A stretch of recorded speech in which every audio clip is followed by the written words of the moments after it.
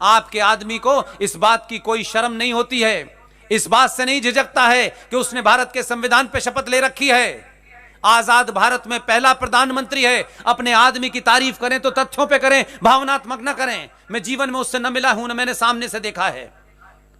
भारत का प्रधानमंत्री बना, शपथ ली।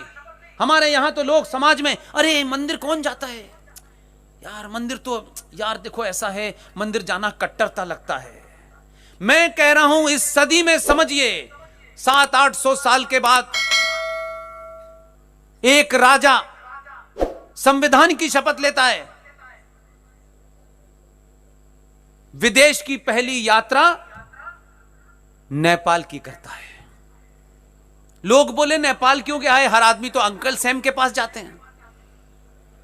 यह नेपाल गया, पशुपतिनाथ मंदिर में 8 घंटे पूजा करके निकला तो रुद्राक्ष से भरा हुआ था और तिलक लगा हुआ था। जब वो यह कहता है कि मैं प्रधानमंत्री होके अपनी पहचान पे नहीं शर्माता, तो तुम किस लिए शर्माते हो यार? तुमको किसको जवाब देना है? वो आपको मैसेज देता है, लेकिन आप नहीं समझ पा रहे। आप चाहते हैं वो चिल्लाए रोज खड़े होकर के, वो प्रधानमंत्री है। एक बार नहीं देता, कभी कभी शाम में जाके केदारनाथ में भी बैठ जाता है, कहता फिर देखो आ गया। आपको मंदिर जाने में शर्म महसूस होती है? आपको हिंदू होने में शर्म महसूस होती है? 1995 में भारत का प्रधानमंत्री पुर्तगाल गया था। पुर्तगाल में बहुत सारे गुजराती हैं, उन्होंने एक मंदिर बनाया था। प्रधानमंत्री ऑफिशियल विजिट पे थे, और प्रधानमंत्री हमेशा ऑफिशियली होता है, अनऑफिशियल नहीं होता कभी। वो सोते में भी प्रधानमंत्री होता है और जगने में भी प्रधानमंत्री होता है। वहां के गुजरातियों ने कहा कि हमने मंदिर बनाया है, इसका इनॉग्रेशन कर दीजिए। उनके ऊपर सेकुलरिज्म का बुखार सवार था। उन्होंने कहा मैं एक सेकुलर स्टेट का प्रधानमंत्री हूं, मंदिर की इनॉग्रेशन नहीं कर सकता। आप कहते हैं क्या बदला है? मैं बताता हूं क्या बदला है। राम मंदिर के नींव रखने के कार्यक्रम में आपने, मैं कहता हूं आम आदमी को नहीं देखा, मैंने भारत के राष्ट्रपति को भगवान राम के सामने दंडवत देखा है। दुनिया को जो समझना है समझें।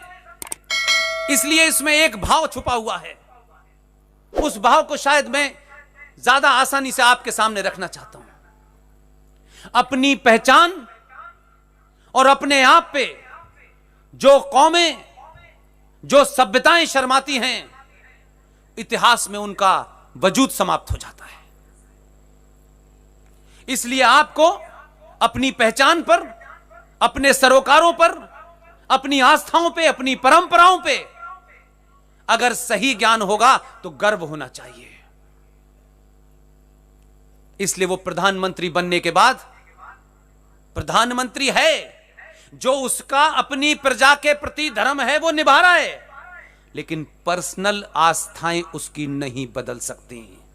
इसलिए मंदिर के नींव रखने के कार्यक्रम में कभी सोचा था 10 साल पहले कि प्रधानमंत्री राम मंदिर की नींव भी रखेगा, मंत्रों का उच्चारण पूरी दुनिया में दिखाएगा, कहेगा देखो ये वो भारत है जिसका मैं प्रधानमंत्री हूं।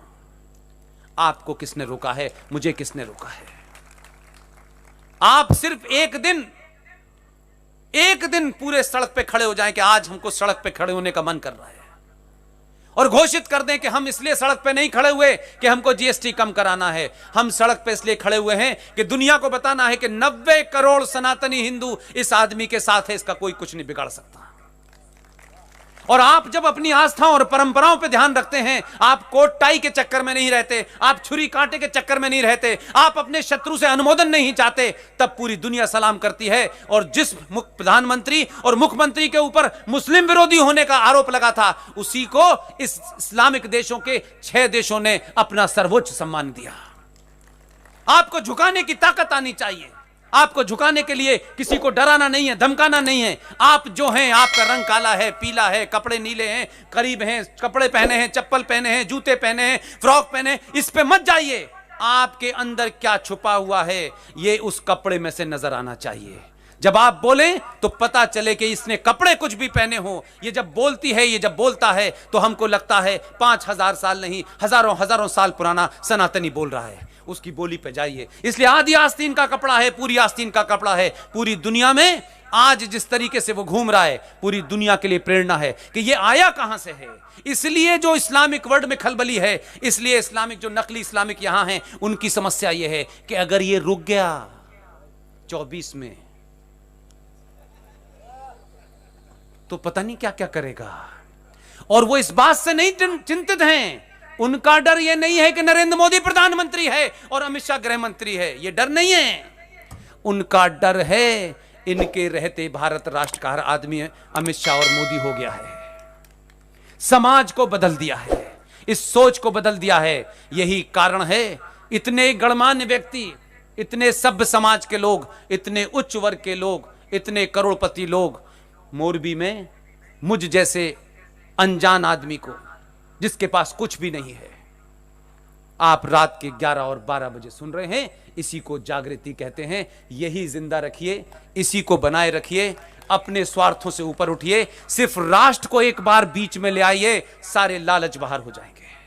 आज जीडी बख्शी, आर.एस. सिंह, सुशील पंडित, 15-20 लोग, कुछ लोगों के पास अपने मकान का किराया देने का पैसा नहीं है।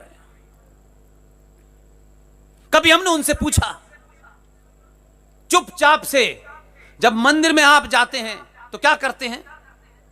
चुपचाप से डालते हैं ना पैसा। ये पूछा कभी कि जो मंदिर में हम जा रहे हैं, ये पैसा चढ़ा रहे हैं, ये सोने का मुकुट जो हम गणेश जी को चढ़ा रहे हैं, ये जाता कहां है? ये भारत सरकार आपके मंदिर पे चढ़ने वाले 100 रुपए में से 80 रुपए ले लेती है। आप तय कर लीजिए कि मंदिर के पुजारी को, जो जिस इलाके में रहता है, उस कॉलोनी के लोग एक वक्त का, एक दिन का खाना एक घर से जाएगा।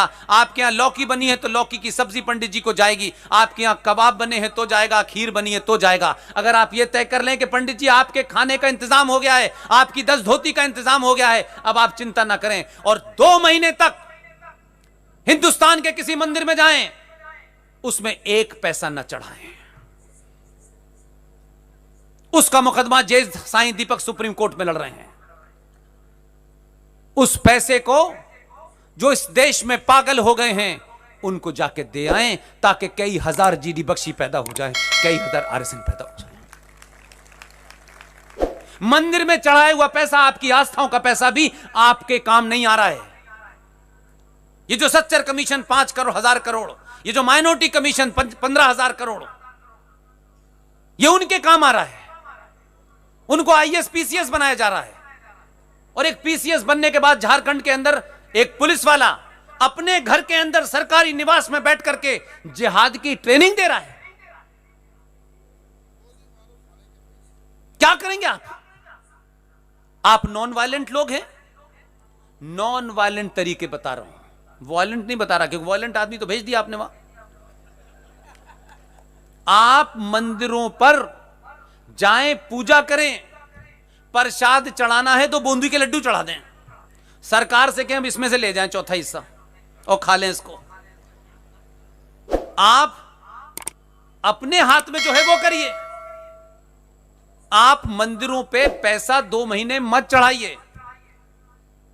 जो भी पैसा चढ़ाना है कहीं शहर के हिस्से में उस डिब्बे में डाल दीजिए, और 2 महीने बाद वो करोड़ों रुपए इकट्ठा हो जाए, फिर शहर में देखिए कौन कौन पागल है जो घर छोड़ के घूम रहा है, बिना कुछ बताए पूछ करके कि तुम्हारे मकान का किराया कैसे जाता है। उसको बताइए मत। अगर ईमानदार हैं जो टीम हमारी काम कर रही है, हमारे पास 2 पैसे नहीं है, हम कोशिश करते हैं कि किसी के यहां क्राइसिस ये है, उसके मकान मालिक से नंबर लेते हैं, यार इसके यहां पैसा पहुंचा देना। उसको नहीं बताते देखो तुम्हारा हम मकान का किराया दे रहे हैं, ये मत करिए। उसके सम्मान को चोट मत पहुंचाइए। मंदिर में चढ़ाने वाले पैसे को तो आप दिखा के नहीं चढ़ाते, वो चुपचाप से चढ़ाते हैं। उतनी ही ईमानदारी के साथ इस देश में जो 10-15 लोग पागल हैं उनकी मदद करिए। 2 महीने करके तो देखिए, वो तो ज़कात निकालते हैं, आपके यहां तो दसज का कंसेप्ट था, धर्मांश का कंसेप्ट था, आपने उसे भुला दिया। हमारे समाज में भी था, हमारी सभ्यता में भी था कि जो आप ईमानदारी का पैसा कमाते हैं उसका 10वां हिस्सा आपको अपने रिश्तेदारों में अगर कोई पीछे कमजोर रह गया है उसको 6% और 4% समाज को जाएगा पैसा। हमारे यहां भी था, आप ही से लिया है। वो 1400 साल पहले आए हैं और क्या गजब के लोग हैं वो। 1400 साल पहले 632 में प्रॉफिट मोहम्मद की डेथ हुई, तब से इस्लाम आया। यही कह रहे हैं।